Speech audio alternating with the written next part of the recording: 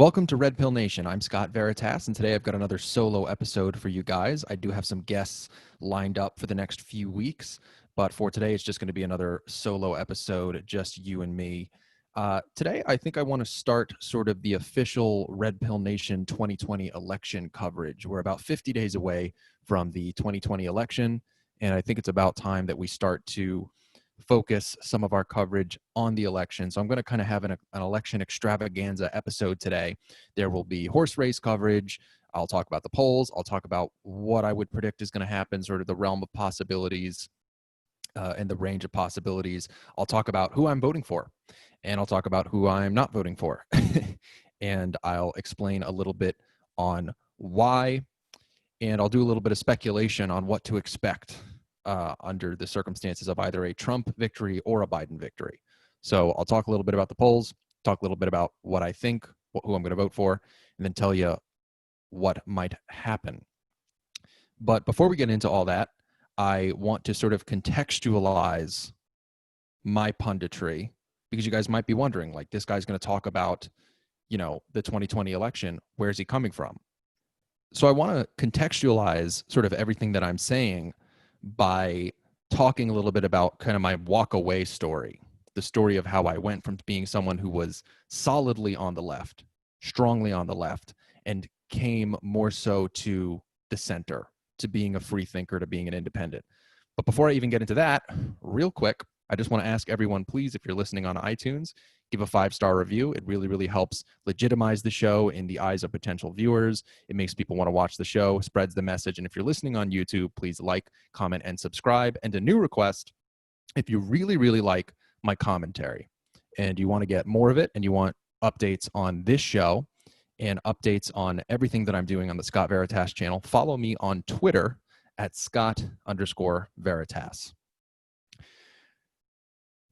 So I'm going to start off today's show with my walk-away story, how I walked away from the Democratic Party and really from the kind of progressive left-wing establishment in this country more generally. So I walked away from the Democratic Party and the left more broadly.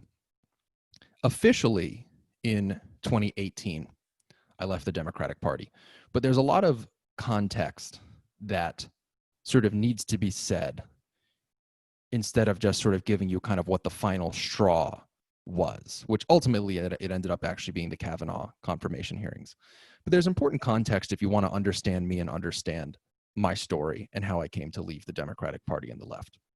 So I'll start by saying that, what initially got me interested in left-wing politics, circa like 2010, when I was a teenager, and I first started getting interested in politics, it was because I was an atheist. And I'm still not super big on organized religion, but I've softened my stance a little bit towards it for sure, thanks to people like Ben Shapiro and Jordan Peterson sort of showing me some of the positive aspects of religion. And I certainly have a lot of respect for those guys and for a lot of religious people that I know. But around 2010, I was like a hardcore atheist. And I saw the religious fundamentalism of Christianity in particular coming from the right as being something that was very censorious, something that was opposed to freedom of speech in many ways, because there were certain jokes you can't tell. There are certain video games you can't play. There are certain things you cannot discuss or even acknowledge as it pertains to, maybe it's related to sex or homosexuality or something that's violence like video games. There were all of these things that I was told as a teenager who wanted to have nuanced conversations, who wanted to do things that are taboo and rebellious and wanted to discuss those things in a nuanced and interesting way. I saw this censorship of all of that as really coming from the right at the time. Again, this is around like 2010. There was a big scare during my childhood and my teenage years over, like I said, the violent video games, can't play video games. And I was a big gamer, so I didn't like that. I saw that as largely coming from the religious right. And in many ways it did. There was a big scare over homosexuality and a frank discussion of sexuality in general, largely coming from the right. And a lot of this was done under the guise of religious fundamentalism, which I came to really, really dislike. And I still don't like fundamentalism. I still don't like religious fundamentalism. But where I feel the censorship and religious fundamentalism is coming from, the source of it, as far as I'm concerned today, is very different than what it was in 2010. A lot has changed in 10 years. So when I went off to college, I ended up joining the College Democrats because, again, I had this aversion to the right because of religious fundamentalism and censorship. And the fact that I felt like I could have more interesting conversations at that time when I started college in the early 2010s, I felt like I could have more interesting and frank conversations about a lot of topics with people on the left because I still felt like the censorship was coming from the right. And at first that worked out for me during my first year of college. And then, around year two, it was around year like 20, it was like 2014, 15. I started to notice something going on in my own house on the left, in my own little political home, was something very disturbing to me as someone who doesn't like fundamentalism and dogma and censorship. For someone who is pro-free speech, there was something very distressing going on the left, because it was around this time, 2014, 15, when feminism and Black Lives Matter and all of these identity group-based ideologies started to just explode in terms of power and influence, especially on a college campus where I was at the time. And all of the sudden, I would have conversations with my left-wing peers and my right-wing peers, because I had right-wing peers. I've always liked to have people on both sides of the political spectrum in my friend groups, in my social groups.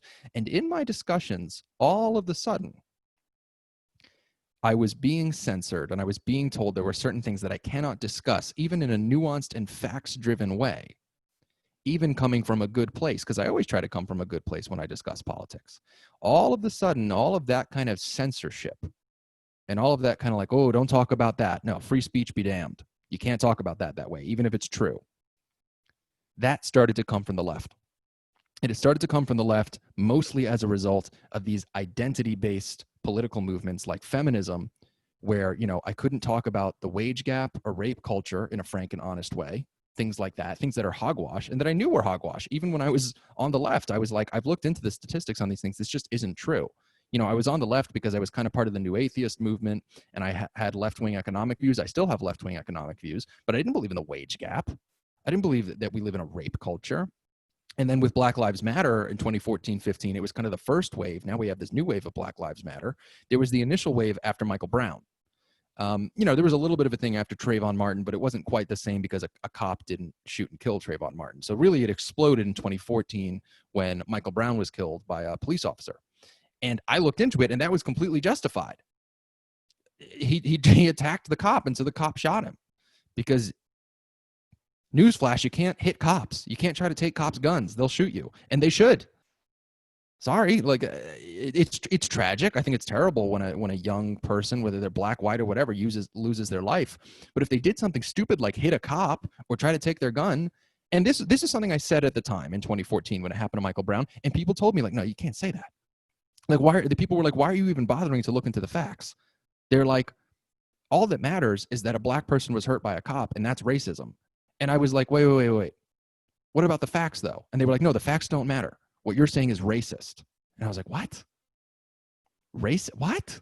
I'm not racist. Like, no one's racist. There are so few racists in this country, and there's certainly very few racists on this campus. That people would talk about how our college campus was an environment that had racism. And I was like, there's very little racism in this country, period, let alone on a college campus like where I was at the time. So I'm having this weird experience around 2014, 15, where I'm in the College Democrats and I'm rising through the ranks of, Democratic activism, and I'm pretty far on the left. And I still have pretty left-wing economic views. I'm going to talk about that later. I'm still in many ways not diametrically opposed to left-wing policies.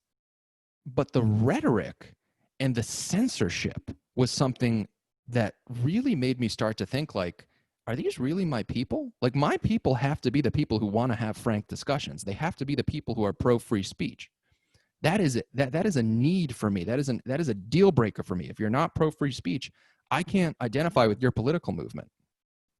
And in 2014-15, I started to come on to the fact that the left had a problem with freedom of speech and censorship, and that they had this, and this is what really disturbed me about it. Remember, I was an atheist, still not a huge fan of religion, but needless to say, this is all to say, there was a religious aspect to this censorship on the left. The right absolutely does not have a monopoly on religious fundamentalism, as I learned in this instance, because intersectionality or social justice, being an SJW, being woke, what I call woke supremacy, this stuff is inherently religious. It had all the trappings of religious fundamentalism, namely that it kept people from thinking freely and wanting to have frank discussions about things in the pursuit of truth, which is what I am doing when I have political discussions. I am pursuing truth. And I've always liked doing this. This is who I am and what I want to do. And I noticed that the censorship on the left wasn't just censorship. It wasn't just anti-free speech. It was religious and culty. It was like a cult.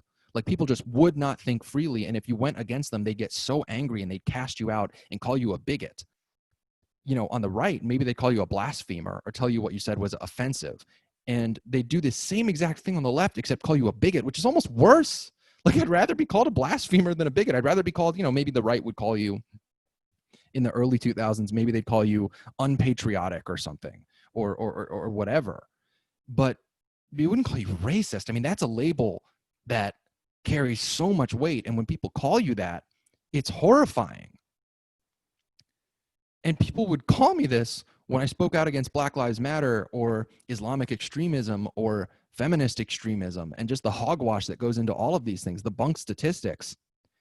And so I started to get a little bit of this sense that if I'm anti-religious fundamentalism and I'm anti-censorship, maybe I don't belong on the left. But I persisted as a Democratic liberal activist for a couple of years because I felt like this stuff was unique to college campuses, especially being on a college campus at the time. People told me, like, some people tried to calm me down. They're like, hey, I understand these people are kind of extreme, these SJWs, these wokesters, but, it's just college campuses. Once you get out of here, you'll be free of it. Just deal with it now and it'll get better later. And I wasn't sure if they were right, but I was like, I hope you're right. I just kind of hoped. And so I went on, still being a Democrat, still being a leftist, until I noticed it actually starting to seep into the Democratic Party itself and like the left establishment. Like, it went from kind of the crazy college kids to being the left Democratic establishment. And at first, they would just ignore things, the Democratic establishment. So, for instance, after the 2016 election was the big turning point. The SJWs and the woke left completely lost their fucking minds after Trump won. Oh my God. And look, I was upset too, because again, remember, I'm a leftist at this point. I'm a Democrat. I was upset when Trump won. I'm still not a Trump supporter, although my views on him have changed a little bit. I'm still not a Trump supporter. I was upset when he won, but the SJW woke left that I was never fully a part of, even though I was a Democratic activist, they just went crazy. And you had something like the UC Berkeley riot, and the Democratic Party that I had been told would control these people, like, oh, just remember, it's just the left activists, it's just the college campuses, it's just the college SJWs. It won't leave the campus. This isn't going to become a thing for the Democratic Party. They'll protect you. And I believed that to an extent. And then the UC Berkeley riot happened when Milo Yiannopoulos went to speak at UC Berkeley, and they fucking burned down the school courtyard, prevented his speech from taking place by attacking people and assaulting them and starting fires, and they're macing people. They're hitting them with bats. It was awful. And I saw the footage in February of 2017. I'm still a Democrat at this point. And I said, what is this? How are we letting this happen? How are we not calling this out as Democrats and as liberals? How are we not saying this is unacceptable? I believed up until that point, as a political thinker, I had just always believed, okay, Democrats and Republicans disagree on things, but at the point where it comes to blows, they'll calm it down. I always just thought, if a Democrat physically assaults a Republican, which is what was happening at UC Berkeley, was this, Republican conservative speaker was coming. And so the kids that wanted to go watch him, not all of whom were even conservative, but nonetheless, they were attacked, physically attacked. And they had to cancel the event. They censored his speech through politically motivated violence, also known as terrorism. There's no other word for that. That's what it is. It's this violence with the political goal to censor the speech. It's terrorism. And so this terrorism, I always thought, was like the left and the right is against this. Like our country will never come to this. The Democratic Party will call this out. And I believed, and I think to an extent it's still true, that the Republican Party would do so if something happened on the left. You know, if I don't know, super far right white nationalists went and attacked some left-wing speaker in his audience, I feel like the right would call it out. But after the UC Berkeley riots, nobody said anything. None of the Democrats said a goddamn thing. Nancy Pelosi and Chuck Schumer and the leaders on the left, not even Barack Obama, would say a thing. Barack Obama, who had just left office, who I admired and believed in, didn't say a damn thing about left-wing terrorism at UC Berkeley. And this was my red pill moment. This was when I really started to think, I got to walk away from this. Like, these are not my people. If you're not willing to call this out, then I can't be a part of this thing, whatever it is, this cult. I was disgusted. I was disgusted by UC Berkeley and the response to it, where some, the Democratic Party brass, the establishment Democratic Party in DC, ignored it. And then you had student activists and college Democrats supporting it openly in the school newspaper at UC Berkeley. And some of my colleagues in the sort of youth democratic activism world at the time, I was still a part of that world. I was still pretty young. I was in my early 20s, still in college. They were telling me, like, no, this guy's a Nazi. They shouldn't be allowed. And I was like, he's not a Nazi. Like, what? Like, you can't just attack this guy's event. It was crazy. People were defending it. People were ignoring it. And it finally got me to think, like, oh, the Democratic Party itself, like the left-wing establishment, is losing its mind. But at this point, I'm still a Democrat. I still didn't leave the Democratic Party because I was like, okay, I mean, I'm not a Republican. I'm not conservative. I don't want to support Trump. So I'll stay a Democrat and I'll try to get them to see that they need to speak out against this stuff. Because my idea was, well, if they're ignoring it, but they're not necessarily explicitly endorsing it, maybe I can talk some sense into them because they just don't understand how big of a problem it is. And after the Evergreen College thing, I tried to use that as evidence, like, look how bad this can get. A whole college campus had a meltdown. They basically formed almost like a lynch mob around Brett Weinstein, who is a progressive, just like I was. And I tried to use the Evergreen College meltdown as evidence and say, look how bad this thing can get. There's these Maoist takeovers on universities, and they still with the, it's a college campus, don't worry about it. Oh, God. So this is 2017 now. We're getting to my official walkaway moment in 2018. So all this time, I'm like, I'm still on the left. I'm still a Democrat. I still voted Democrat. And, like I voted for Clinton in 2016. And we're getting to around the 2018 election cycle. And this whole time I've been having discussions with people who are like, don't worry, it's just college campuses. That's all Evergreen was. That's all UC Berkeley was. The Democratic Party is not going to accept the wokeness and the social justice and the woke supremacy full scale. And we get to Brett Kavanaugh's confirmation hearing in September, October of 2018. And we see these rape allegations brought up by the Democrats and propped up, even though they were most likely false. There was no evidence.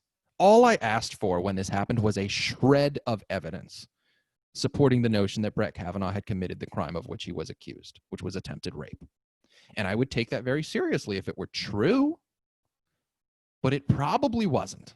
I wasn't there. I can't say with 100% certainty, but I can say with like 98 or 99% certainty, this didn't happen.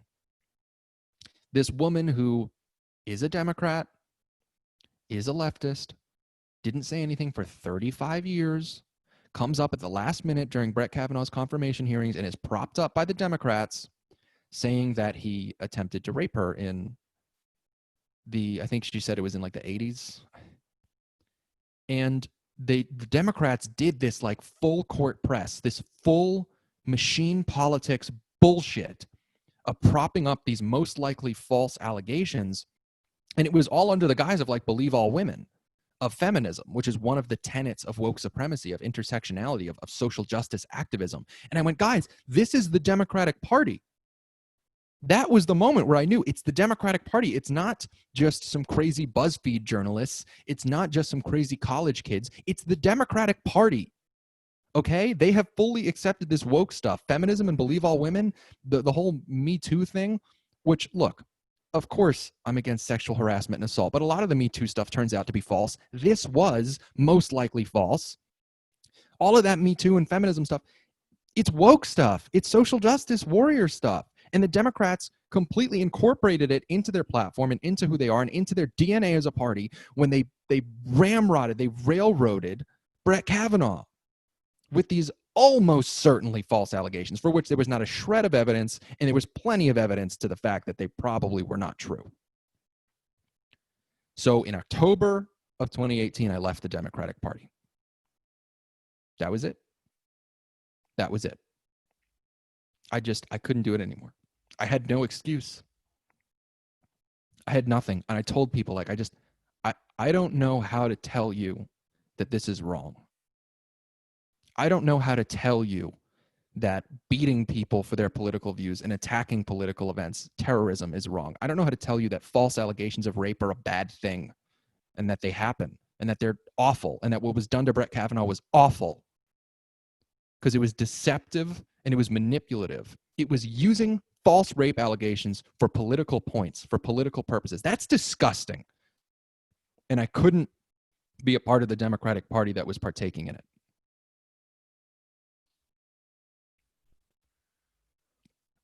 So I left. I left the Democratic Party in October of 2018. And in 2018, when I voted split ticket. I voted for some Democrats that I thought were still pretty reasonable, and I voted for some Republicans that I thought were pretty reasonable. I did that for the first time in my life. Up until that point, I had voted Democrat. Always. Voted for Clinton in 2016.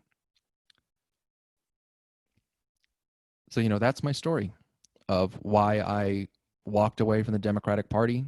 In a nutshell, was because of religious fundamentalism, the religion of wokeness, the religion of woke supremacy, social justice nonsense, the censorship of free speech, the attacking people for their speech, the terrorism, trying to block political speech through violence, the propping up of false allegations, all in the name of wokeness, all in the name of this self-righteous bullshit where they say that it's for women and minorities. No, it's not. It's for power.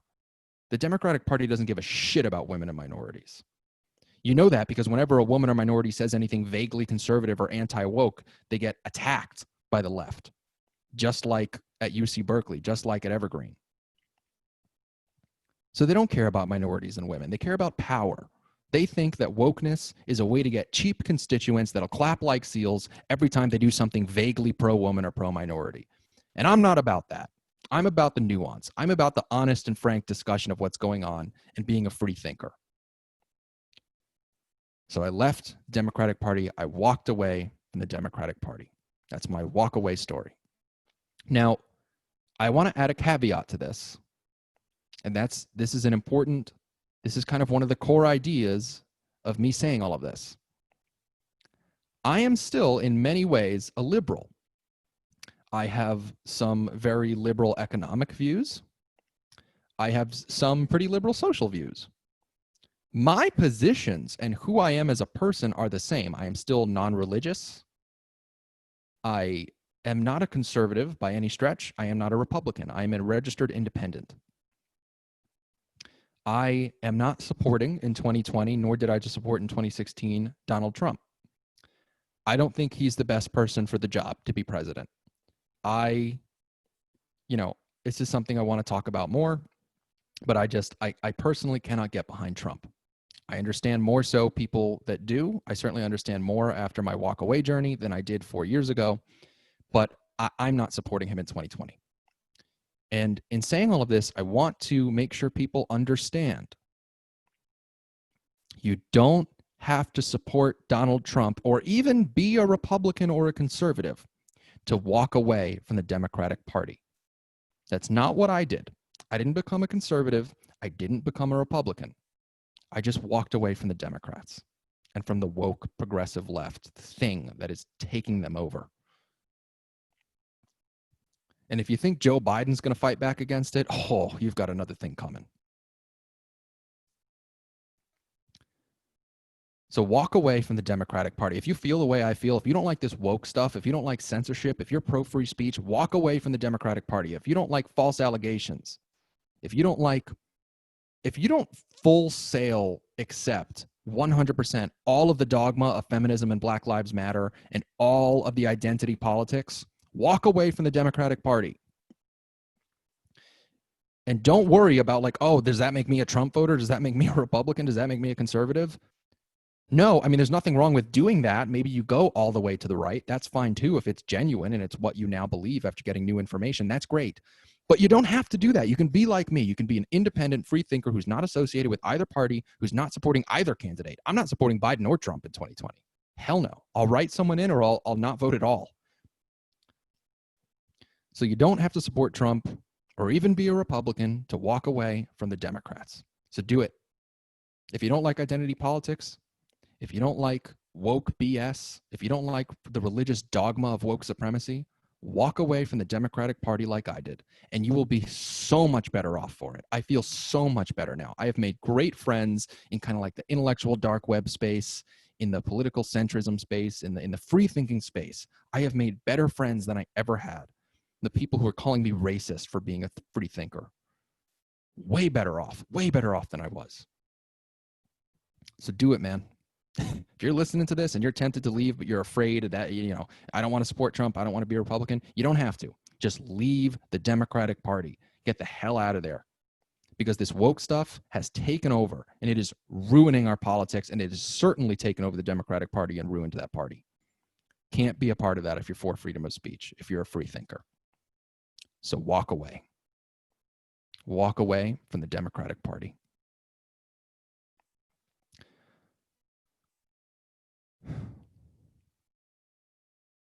All right.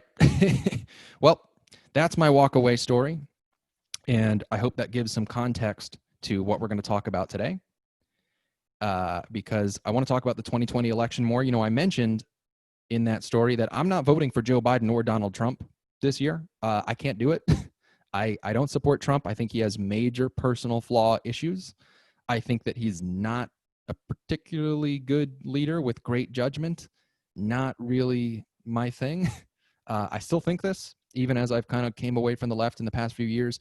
And Joe Biden is just completely controlled by the woke supremacists, as I was saying. He's just completely, he picked Kamala Harris to appease them. He had a gender test to be his VP. He said, I'll only pick a woman. That's sexist as hell. So I'm not voting for Trump or Biden, but I want to talk about the 2020 election for a second in terms of the horse race coverage, the polling. I want to kind of give you guys my early read of what might happen, and also talk about some noise that's been generated that I think is not good. That's irresponsible punditry coming from people in the intellectual dark web, namely Tim Pool and Brett Weinstein. So looking at the polling for the 2020 election, and I'm somebody who, I was a political science major, and I'm pretty well educated on politics. It's something I've studied for a really long time, since around, circa 2012. And I studied it very closely. I know how to read polls. I know how to predict elections pretty damn accurately, and I've had a pretty good track record of knowing what's about to happen with elections based off the polling and reading the polls accurately. The polls show a Biden landslide right now. That does not necessarily mean that there's going to be a Biden landslide, because sometimes polls are wrong. However, polls are almost never wrong to the magnitude that some people have been suggesting when they say Trump landslide. People are saying, oh, there's going to be a Trump landslide. There's all those shy Trump voters. The polls are wrong. There is almost certainly not going to be a Trump landslide. This is irresponsible punditry. And it's been coming from Tim Pool a lot. Tim Pool, who I really respect, has been, I respect Tim Pool. I like his content. I think he's a great guy. He's been saying that there's going to be a Trump landslide, and that is BS. There is no reason to think there's going to be a Trump landslide. And more recently, Brett Weinstein said he thinks there could be a Trump landslide. I was just like, where are you getting this idea that Donald Trump is going to have a landslide victory? I mean, because he could pull out maybe a narrow victory, but there's no reason to think, looking at the polling, that he's going to pull off a landslide victory. He could pull off a narrow upset win, maybe, if the polls are off by a little. But the notion that Trump is going to win by a landslide, which again, I think is just irresponsible to say to your audience at this point, the notion he's going to win by a landslide, it doesn't make any sense. So the polls in 2016, because people always say, Scott, the polls were off in 2016. That's true to an extent for the state polls. Now, the national polling was actually dead on in 2016. It was within the margin of error. It was completely correct. They said Clinton would win the popular vote by 3. She won by 2. It was, for all intents and purposes, good polling. The state polling was off by factors of maybe like 5 or 6, maybe sometimes 7 in states like Wisconsin and Michigan. Right now, Biden is ahead in all of the swing states, every single one of them, including states that lean Republican generally, like Florida, North Carolina, and Arizona. And he's leading in every swing state poll. He's leading in some of them by more than, kind of that margin of error from 2016. Because again, yes, sometimes people say the 2016 polls were wrong. They were wrong by like 5 or 6 points, maybe 7 or 8. They're not wrong by like 20 points, which when you say there's going to be a Trump landslide, you're implying that we could have this polling swing of like 20 points between now and the election, which is in like 50 days. Is that hypothetically possible? Yes. There's 3 debates. You could have Trump just wipe the floor with Biden in the debates. Maybe, but there's no reason to say that right now. Because we're not going to see, there's never been a presidential polling swing of 20 points. Because if the polls are off by the same amount they were off in 2016, because we have a precedent for that, then maybe Trump could pull off like a narrow win because he's behind in the polls right now by about 7. And that's kind of the most the polls have ever been off in a presidential election, which they were in like Wisconsin in 2016. So maybe Trump pulls off a really narrow win. And I know you're also going to say, oh, but it's the Electoral College. It's not the popular vote. He doesn't need the national polls to be good. Yeah, but in order to have an electoral landslide, you need the popular vote. Like no one's ever gotten an electoral landslide without winning the popular vote and really winning it by a substantial, 4, 5, 6, 7 point margin. Like Barack Obama was really the last landslide win in the Electoral College in 2008, getting 350 plus electoral votes, I would consider a landslide. And Obama, he won the popular vote by 7.5 points.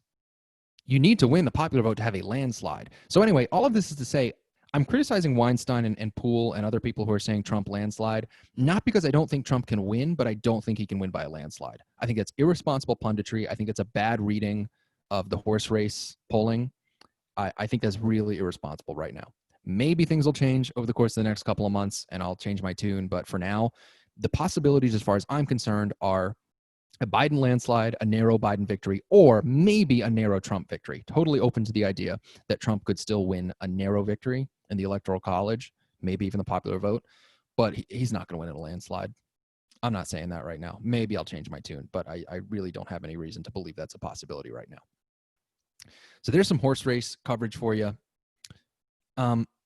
There's something else that I want to do today, and that's kind of expand on who I'm voting for and why. So I mentioned, I'm not voting for Biden or Trump. What I'm going to do as it stands right now is I'm either going to write in someone. The people I'm considering writing in are Tulsi Gabbard, Dan Crenshaw, and Andrew Yang. These are 2 Democrats and 1 Republican that I really respect a lot, that I think are free thinkers. Probably write it. If I was going to write someone in, I'd probably write in Tulsi. But anyway, Tulsi and Crenshaw are actually the ticket of Brett Weinstein's Unity campaign, which I support in theory, but just think is very unlikely to succeed. If you don't know what that is, look up Unity 2020 Brett Weinstein. He's got an interesting, as much as I don't like his horse race coverage, he's got an interesting thing going on right now where he's trying to get a kind of like an independent ticket to take on Trump and Biden, which in theory I would really like, because I'm thinking of writing in the candidates that they're trying to draft for that effort, Tulsi Gabbard and Dan Crenshaw. 1 Republican and 1 Democrat. So I might write in one of their names, or I might just not vote at all. I might just not vote for president. I'll go and I'll do what I think Ben Shapiro did in 2016, because he was kind of an anti-Trumper. He went in and he voted for every single office except for president. I might do that this year. I just can't support Biden or Trump. So I'm not supporting either major party presidential ticket this year, Trump or Biden. But I thought it would be interesting to discuss and sort of expand on what either ticket, the Biden-Harris ticket or the Trump-Pence ticket, what really Donald Trump or Joe Biden could do to get my support before the election. We have 50 days to go. I'm an open-minded guy. I want really badly to vote enthusiastically for president. I like voting. I believe in democracy, and I'm going to vote for other offices besides president.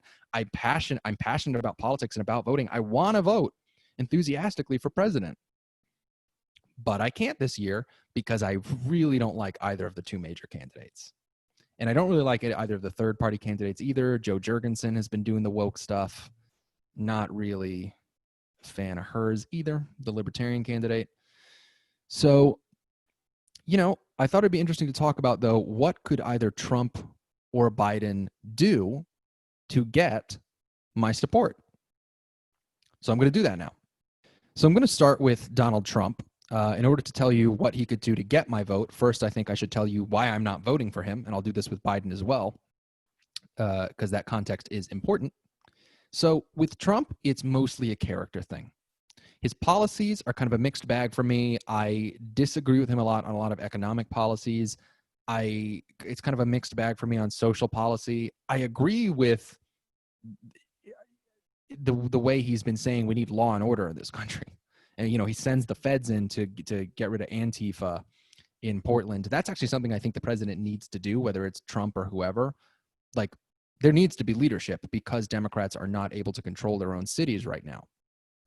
So that's something that I like about Trump, is that at least he's willing to do something about the rioting.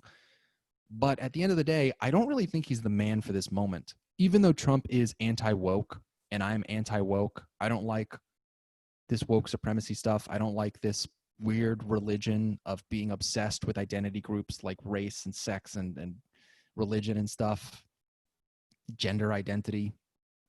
Even though I'm anti-woke, I don't think Trump is the guy to be the anti-woke guy. You kind of see what I'm saying? Like, I don't think Donald Trump is intellectually or emotionally capable of being president during this very divisive time. I think he's kind of made things worse in a lot of ways. I want there to be somebody in the presidency who is anti-woke and who will fight woke supremacy. And Trump has done that in some ways. Like I said, he sent the feds into Portland to fight Antifa and to arrest Antifa and hold them accountable to the law. He got rid of critical race theory-based, diversity indoctrination trainings in federal agencies. These are good things that he did that I agree with. But Donald Trump, just as a person, again, it's a character thing. It's a personal thing. He doesn't strike me as someone who really understands the culture war that we're facing. I don't think he really gets it. Like, I don't think he has all of the understanding that you need to have to fight this thing effectively, because you need to understand it. You need to know where it comes from and what its intentions are. And I don't think Trump has that. Some people say, like, oh, look at his Mount Rushmore speech where he was calling out Antifa and the radical left. And I'm like, somebody wrote that for him and he just kind of said it. It didn't seem organic. It's a political speech. Political speeches suck, whether it's coming from Trump or whoever. It's like, they're not organic. They're not genuine. And that didn't strike me as anything different. So even though he's used Trump uses some culture war rhetoric, I don't think he really gets it. And I don't think frankly, he just has so many flaws as a person. He's so childish. He props up conspiracy theories, like when he accused Joe Scarborough of murdering a former intern. He just does stuff where I'm just like, the president can't do this. Like, the president can't do stupid shit like this. Trump just does stupid shit. He's his own worst enemy. His judgment is so poor, and the president needs to have good judgment, so I can't vote for Trump. His judgment is so poor, he talked to Bob Woodward in a way that hurts him. Trump is his own worst enemy. The Bob Woodward thing, where he gave, I think, hours of interview footage to Bob Woodward and said things that have come back to bite him since then. So stupid. Just poor judgment and being your own worst enemy. We can't have that right now. And I can't vote for someone I can't vote for somebody who's intellectually and emotionally incapable of being a leader and being president and leading us through a very fraught, dangerous, divisive time. I don't think Trump is the answer.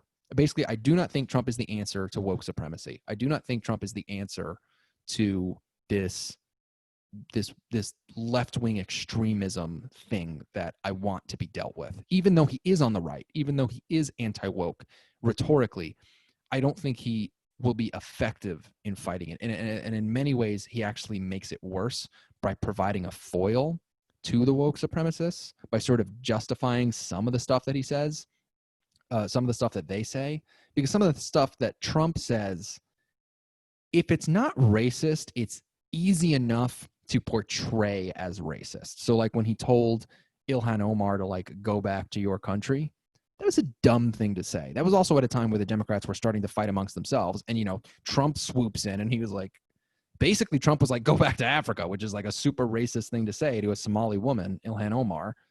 I mean, it's like this racist trope that Trump was giving into. And even if he didn't mean it in a completely racist way, some people were saying maybe he meant like, go back to your district. Kind of doubt it. All of this is to say Trump, he just makes it so easy for the woke left to say, look at Trump, who's leading the right. He's so racist. He's so, you know, even if not all of it is true, and a lot of it is bullshit, by the way. A lot of the stuff that Trump is accused of is not true, or it's taken out of context. But enough of the time it's true that it's like, yeah, we can't have this. We need to play a perfect game if we're going to win this culture war. And Trump is not playing a perfect game. He's screwing up a lot. He's screwing up too much. There's very little room for error, and he makes way too many unforced errors. So I can't support Trump because as a person, I don't think he is emotionally or intellectually capable of being president.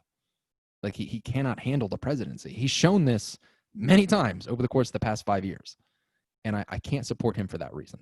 That if I'm going to vote for someone, I need to respect them. I need to believe in them. I need to trust them. I need to think that they can handle the presidency. I don't think Trump can on a personal level. But, you know, hypothetically, and that is the point of what I'm talking about right now, I could vote for Trump, maybe. I'm an open-minded guy. What would he have to do? So what would he have to do to get my support? He'd have to do a big mea culpa. Like Trump, he would have to come out and say, like, I've made a lot of mistakes. I'm going to talk about, he'd have to like talk through all the dumb shit he's done and like explain and show me that he understands why it was stupid to like tell Ilhan Omar to go back to Africa. Like maybe you don't do that. And Trump will have to explain why that stuff was dumb. Like if he wants my vote, he's got to say like, yeah, I screwed up. Like Trump has to admit fault in the fact that if he were a smarter guy, he would be ahead by a landslide in this election because the left has gone so crazy. Like Trump, so he has to have some humility. He also has to demonstrate an acute understanding of the culture war and woke supremacy. If Trump shows that he understands wokeness and the woke cult and what it's doing, the war that it's waging on America, in a really, if he shows a really fundamental understanding, like a really good understanding, which I don't think he did with his Mount Rushmore speech, even though people will say that he did, if he shows that he really gets it and that he knows how to fight it. So for instance, like a specific thing Trump could do, if Trump like had like a sit down on Joe Rogan with like Jordan Peterson or James Lindsay or I don't know, Ben Shapiro, that would probably be, you know, something he might actually do. If Trump had like a sit down talk with them and I could see him like understanding as they kind of explained to him, like this is what this woke thing is and this is how you need to fight it, then I would strongly consider voting for him. If I thought that he really understood how to fight it effectively and he were to say like, hey, you know, I've screwed up in the past, I've made these mistakes in this effort to fight this thing, then I would actually consider voting for him. So that's what Trump needs to do. He needs to have a mea culpa where he comes out and he's like, yeah, I screwed up. Like he needs to admit fault in some of the dumb stuff he's done over the course of the past 5 years. Like at one point he straight up said he wants to ban any and all Muslim immigration to this country. You cannot do that politically or morally. That's just not an acceptable position to me. And it's not a smart thing to say for your campaign. You know, it makes it way too easy for them to call you racist. Like stop making it so easy for the media to portray you and everyone on the right as racist. God. So anyway, in order to get my vote, Trump needs to come out and show that he understands the culture war, he understands wokeness, maybe have like a sit down with Jordan Peterson or Brett Weinstein or James Lindsay or Ben Shapiro, have them kind of explain it to him and he can kind of repeat it back and show that he actually understands it and that he really gets it. And he needs to have just a shred of humility and understanding for the fact that he needs to change. If he says, like, I am going to change, I'm going to do better, I'm going to be smarter, I'm going to have better judgment, that's a start, and that could get me to consider voting for him. Now on to Biden. So with Joe Biden, my main reason for not voting for him is that I think, despite the fact that he has tried to portray himself as somewhat of a moderate, I think that Joe Biden is very, very far from a moderate. He has on numerous occasions, whether it's with the Hyde Amendment, with immigration, with defunding the police, he has ceded ground in his policy platform to the woke leftists. And he has never shown any ability to push back on them. Joe Biden did push back a little bit on some of the straight up violence by saying, he did say, I abhor violence, whether it's on the left or the right. That's a good statement, but he needs to go further. In order for Joe Biden to get me to vote for him, he needs to show that he really understands. Again, this is the number one issue for me. It's the woke left's attempted coup, attempted undermining of this country. And whether it's Donald Trump or Joe Biden, he would need to show me that he understands that and understands his role. So Joe Biden's role that he would need to show me he understands, because I really believe that Joe Biden is pretty much completely under the control of the woke left and that he's just going to cede to them on every single issue, which is why I won't vote for him. But in order to get me to potentially vote for him, all he would have to do for Joe Biden is he just needs to come out and give a speech where he's like, hey, I'm going to push back on this. Joe Biden would have to call out by name Antifa, and he'd have to say, Black Lives Matter, but the organization of Black Lives Matter and all of this defund the police stuff is not 100% what I'm going to be about as president. If Joe Biden came out and just said that, like, you can say Black Lives Matter, fine, sure. But you have to admit that these riots and this push to defund or even abolish the police is batshit. And yes, I know Joe Biden said he's disputed the claim that he wants to defund the police, and he said that he will not abolish the police. It's kind of a low bar. But he's never shown any ability to actually call out and push back on the left. The only time he really does it is on healthcare, which is funny because I'm not super against Medicare for all. I'm not that's not one of my big issues. Whenever it's a cultural issue like Black Lives Matter or the Kavanaugh stuff, the feminism stuff, Joe Biden's just hook, line, and sinker. Yeah, I'm going to do it. I'm going to do whatever you tell me to, woke people. Just fucking whatever. Give it to me. I'll do it. So in order to get my vote, Joe Biden would have to come out and say, I am going to push back on the radical left if I am elected your president, even though I'm a Democrat. I am going to take control of this party and say, we need to stop this rioting nonsense. We need to stop propping up Antifa. We need to stop making excuses for them. We need to stop talking about defunding the police. We need to stop acting like Black Lives Matter is this completely unassailable, perfect, angelic organization when it's not. We need to stop with the false accusations like with Brett Kavanaugh. Like, he needs to take a stand at being the voice of reason, which I do not expect him to do. So for the record, I don't expect Donald Trump or Joe Biden to do either of these things, but I just want to point out that hypothetically, these are things they could do to get me to vote for them.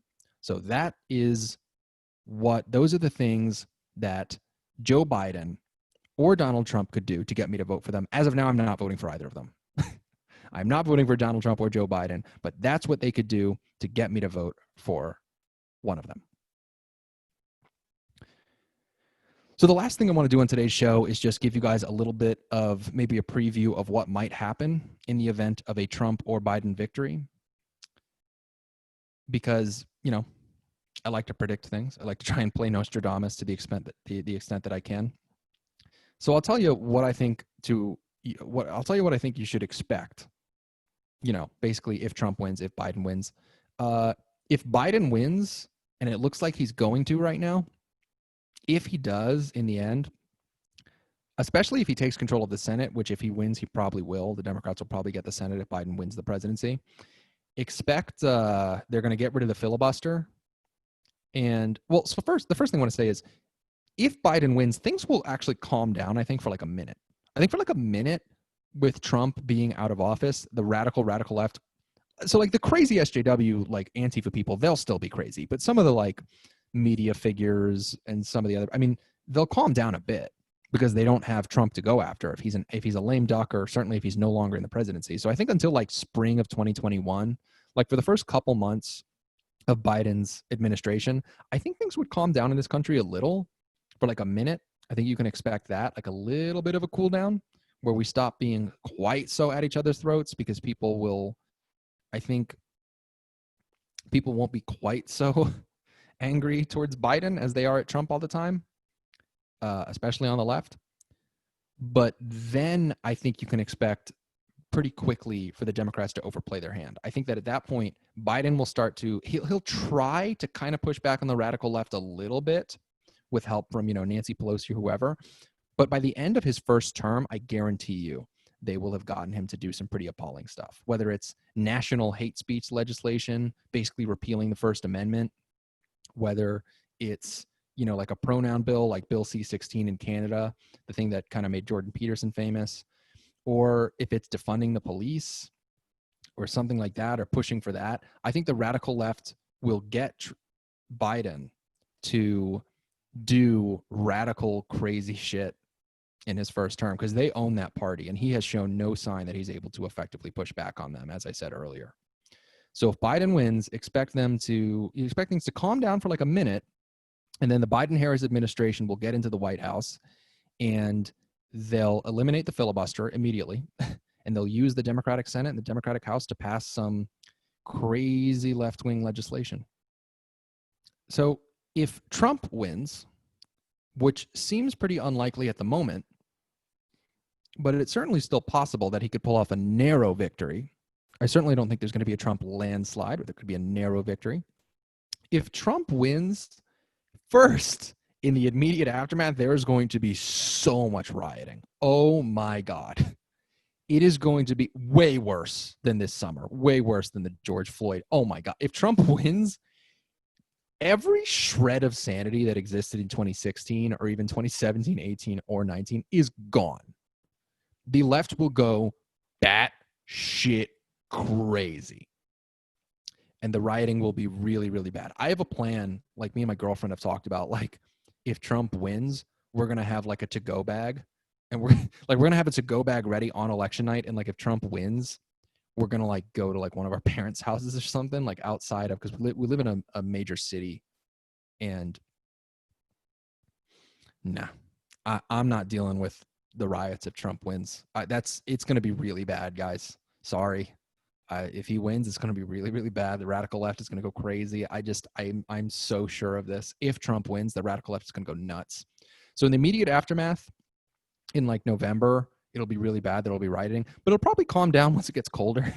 Like after that comes December, January, February. It's like, it'll be too cold. I mean, there'll probably still be riots in like LA and Miami, like where it's always hot, but in like New York, Chicago, DC, and other places where it actually gets cold in the winter, the rioters will be like, oh, I'm cold. Like they're not that tough. They like to intimidate defenseless business owners and residents, but and they like to do so with the political cover they get from the media. But once it's cold out, they'll just fuck off. So that'll be the immediate aftermath of a Trump victory. In terms of after that, I honestly think it'll just like revert back to the way it's been for the past 4 years.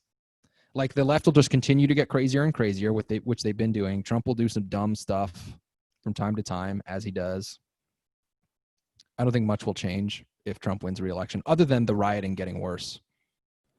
So, that's what I think will happen if Trump wins. Things will just get really, really bad for like a month in November. It'll get cold. The riots will hopefully stop. And then just more of the same. The left slowly getting crazier and crazier. And we're on to 2024.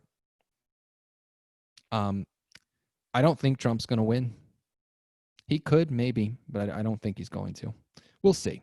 Anyway, this, so begins Red Pill Nation's coverage of the 2020 election. I want to thank you all for being with me today.